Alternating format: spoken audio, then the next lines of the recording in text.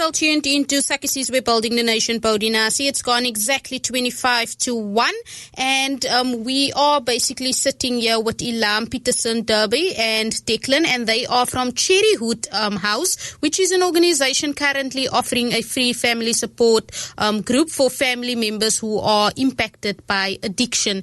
And the support group is a resource specifically for family and not the individual suffering from the addiction. So they're just going to be telling us a little bit more about this. As we do know, especially on the Cape Flats, it is quite high where a lot of youngsters are basically under the influence of substance abuse. So hence they're just going to be telling us a little bit more about what you can basically do in a case like that. So good afternoon. How are we all doing?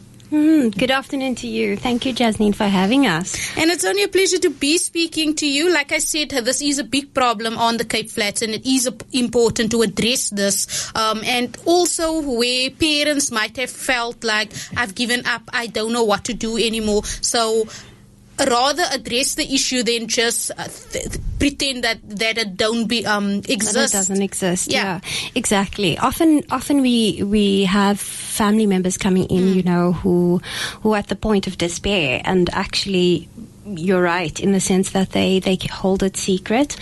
A lot of the reason is because of shame. So there's a lot of stigma attached to it. They feel that people will judge them. They don't really want people to know that, my child is addicted to a substance. And what ends up happening is addiction sort of thrives on secret keeping, right? The addict loves the fact that people don't talk to each other so that they can get away with lies. And so by the time family members come into us, they're down, they're in a place of despair. And over the years, what we found is that family members are often neglected. So when an individual goes into treatment, they get all the help that they could possibly get, and the family members go into 1 or 2 sessions, and not enough tools, not enough resources are out there. And this is actually why we decided to do something like that. I don't know, Dec, if you want to jump in there. Okay, so again, this is specifically for the families. So like Alam was explaining, when an addict comes into treatment, the family often step back. But we want to make sure that the family can step up and engage with us, because they have needs that need to be met. They've experienced something that's very traumatic in their life, and they need support as well as the addict needs support. Because what happens after someone leaves treatment, after the addict leaves, the family may feel stuck in the trauma that they experienced in the past. And we want to help them to get through that. So that means practically that we help the family to improve communication. We have difficult, challenging conversations about how to rebuild trust within the family and how to establish and maintain healthy boundaries within the family.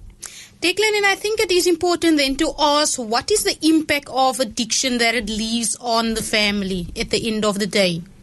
Okay, so first and foremost, the family will probably blame themselves. They'll say to themselves, where did I go wrong? In with my brother, with my sister, with my father? They usually blame themselves, and it makes it more difficult for them to see that they also need support. They also need a process of healing, and that's where we come in.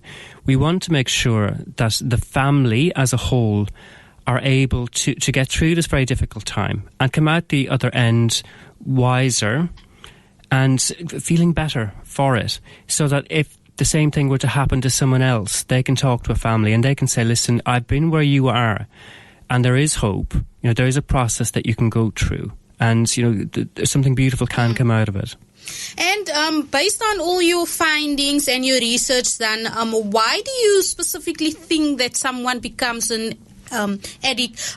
Because I personally know people that are addicts basically, and if you look at the background, they come out of good homes and their parents are church-going people and so forth. But yet, those are the people that also still yet fall into using substances and so forth. Why do you think that is? I mean, there are very many theories out there. The disease model talks about the fact that it's genetic and that it lives within us, and doesn't really matter what the cause is. The fact is that they all present with the same symptoms. And one of the things that we very much talk to family members about is, or try and get them to understand, is that I didn't cause it. Meaning nothing I said or did caused my child or my husband to do this. He did it because he's an addict.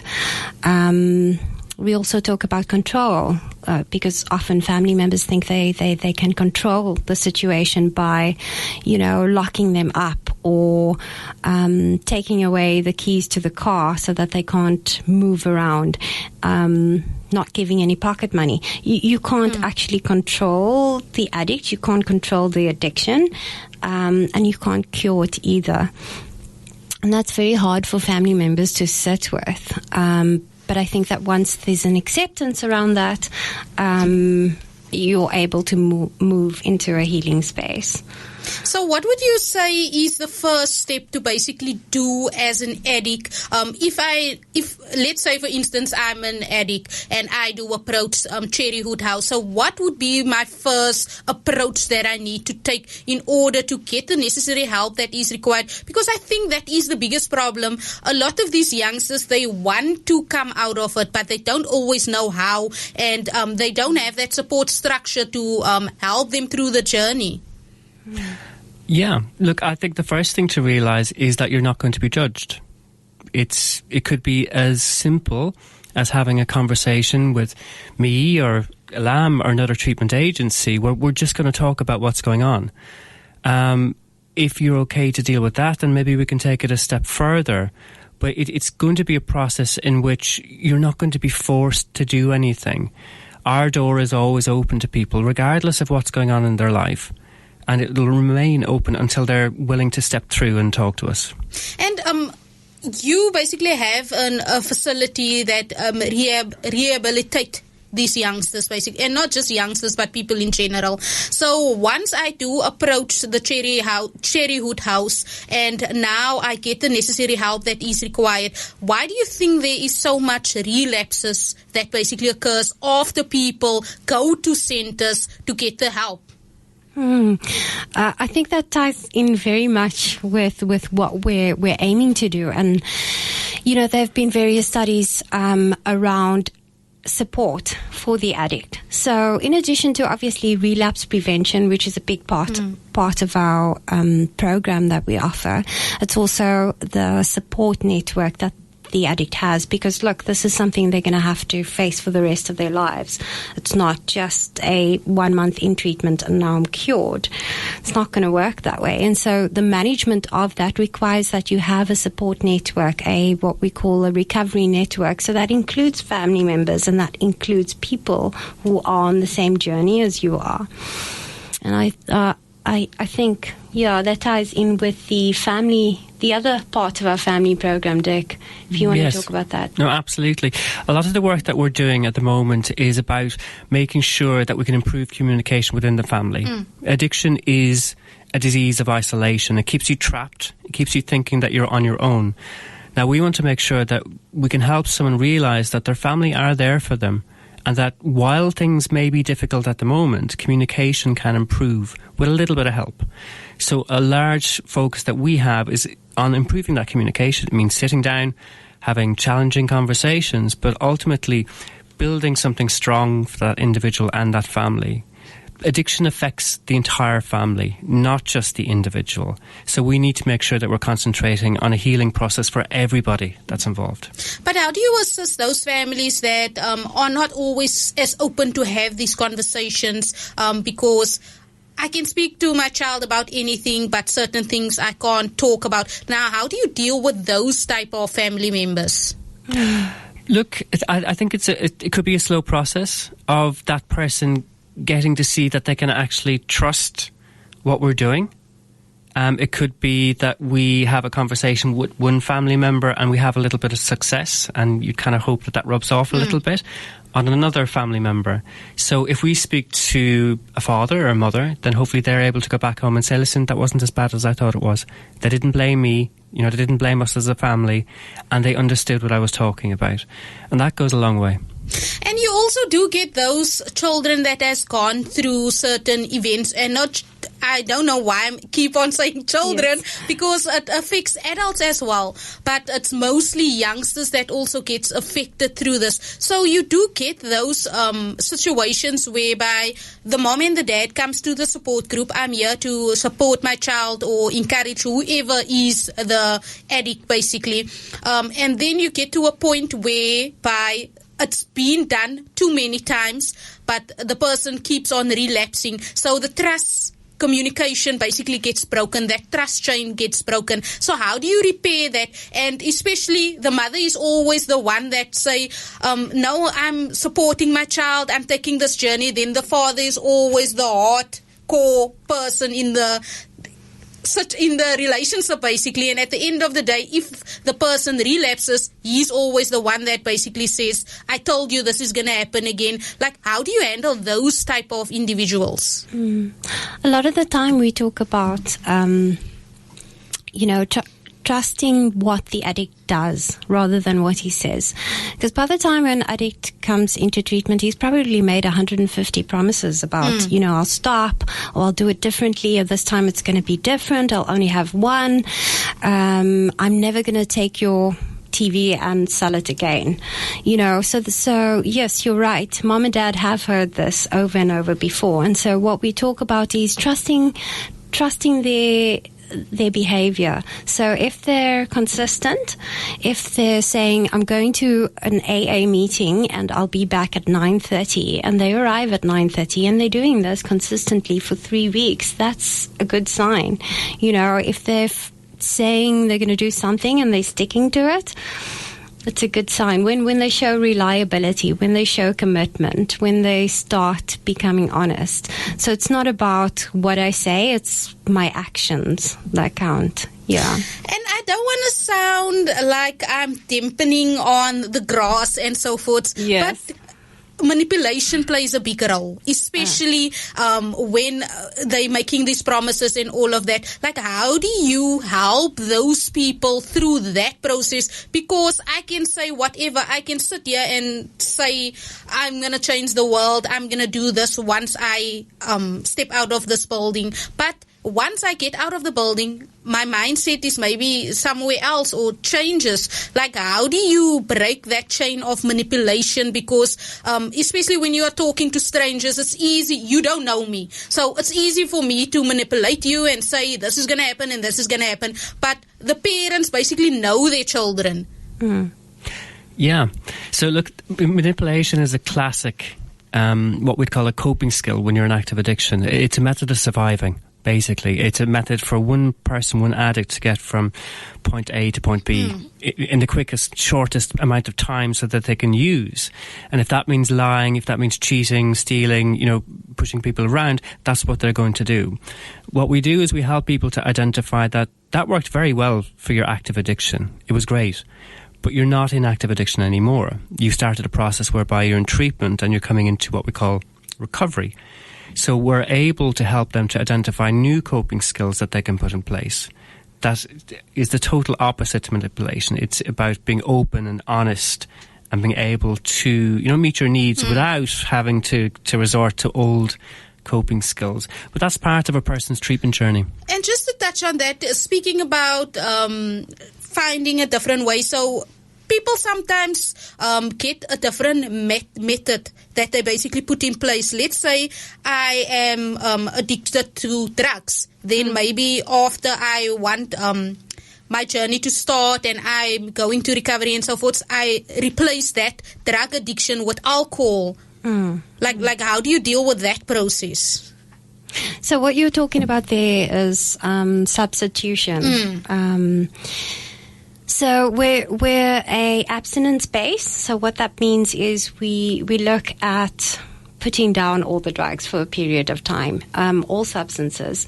We believe that it doesn't really matter what the substance is. It's the symptoms, as I was talking about. So we work around those issues rather than the substance, because essentially it doesn't really matter what you're taking. We have to work with the individual. There's something going on with you, and we need to be addressing those things. So we're changing the behavior and we're changing the intrinsic, the internal stuff. Does that... Because I think it is important to ask that, because I've seen it a lot happen. And then I'm like, okay, you've been using this, but now you're using something else to subside or push down that first addiction. But at the end of the day, this is also going to become a addiction at the end of the day. And it has the same consequences and you're behaving in the same way. Absolutely. Mm-hmm. A lot of people believe that their addiction lives in the whiskey bottle, or it lives in a tuck pipe. That it's there, it's outside of themselves. But what we help people to realize is that your addiction is within you. It's in the way that you're thinking and how that translates into action. Now, if you can address that, then you will go a long way to being able to recognize that it's me that has to change, not the world outside, and that you can move forward, I think. So what advice would you have for someone that's currently sitting at home and thinking, okay, I'm dealing exactly with these things that you are touching on. How do I resolve that? Or what would the first step be for them that they need to take? Well, call us. And if it's okay, I'd like to give you our number. Yes, please. So you can contact us on the web at cherrywoodhouse.com. We're also on Facebook, and we can be contacted by phone on 082 77 55 973. That's 082 77 55 973. Could I add something? Yes, you may. I just want to say that we also offer the free assessments to clients. So when they do make that call, we are available to have a session with them. Just talk. It's just about having a conversation, really. Because that was going to be my next question, actually. Really? The services that you basically render, are there a fee involved? Yeah, it's means tested. So basically everybody that comes to us will have their free assessment, and then we can have a conversation about what things cost and what you need. So it's going to be different for everybody, but be reassured it is means tested. And if you need to, or if you have to estimate how of a great success rate would you basically say Cherrywood House has? I think that comes down to what people are willing to do after they leave. Now, we can do some wondrous things while people are in treatment, but if they're not kind of walking the walk, so to speak, afterwards, then that's going to fall apart very quickly. We offer a free aftercare package that's, quite intensive and can go on for a very long time, as long as someone wants, really.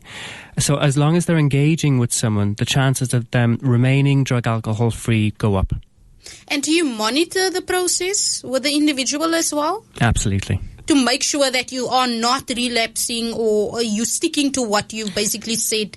Are you talking about after the treatment? Yeah. Yes, which is why we have the aftercare. So aftercare really is about you finish your treatment with us. You're now going into the outside world, and you're coming to us once a week. And again, that's for free. So you're sitting there, you're having a group discussion around what's going on for you, what are your triggers, are there any challenges, and you're also looking at goal setting and planning for future. But that is our way of assessing, is this really working? What can we do to improve it? In addition to the group sessions, we also have a recovery outing that we do with the clients. So once a month they all go out and have something fun without the use of drugs. As well as there's something else I'm missing about the aftercare program. No? And I think it is important to ask these questions because, like I say, I've seen or spoken to a lot of centers that has the same mission as your organization. But at the end of the day, they are not always so successful, because at the end of the day, it depends on the individual itself. Do you want change? Do you really want to take this journey? So you need to be sure that this is what you want, because it's no use for me pushing you and then you relapse after a week or so. I slightly disagree with you, because often we have clients coming in sort of half-heartedly, and I think part of our responsibility is to show the individual that you can have a meaningful life without the use of drugs, because that's a scary thought to somebody. Give up drugs for the rest of my life? Are you nuts? But we have to show them that there's a different way, and eventually people do come around, and when they come around, they then take responsibility for their recovery, rather than it being a process of, well, now I'm ready. You could wait until, you're 80. No, I do understand where you're getting at with this. Are there any additional words in closing? Other than contact us if you want to learn more about Cherrywood House and the treatment that we provide, I'd encourage anybody that is even slightly worried about themselves or a family member to please call us. We can have a confidential conversation about what's going on for you, and if we can't help you, we will find someone that can. That's our mission. And that number again is 082-775-5973, 082-775-5973, and the email is simply just inquiries@cherrywoodhouse.com, and the website also cherrywoodhouse.com. That's it. Your Facebook page is also just Cherrywood House? It is. It is. Okay, Thank you so much. So it's quite easy to get hold of you, because I think this is important. More and more communities need the help, because if you look at the rate of substance abuse, it's increasing by the day, and it's basically dragging in younger and younger generations, basically. And at the end of the day, it comes down to peer pressure as well, but we don't want to say it is because of peer pressure, because you have a choice at the end of the day. Do you want to do it or don't you? So thank you very much for coming through. It is important to have this conversation, and parents and youngsters or whoever is sitting at home listening right now, there is help available. All you can do is reach out to Cherrywood House and you will basically, that is the first step to take to get the necessary help that is required. So again, thank you very much for coming through.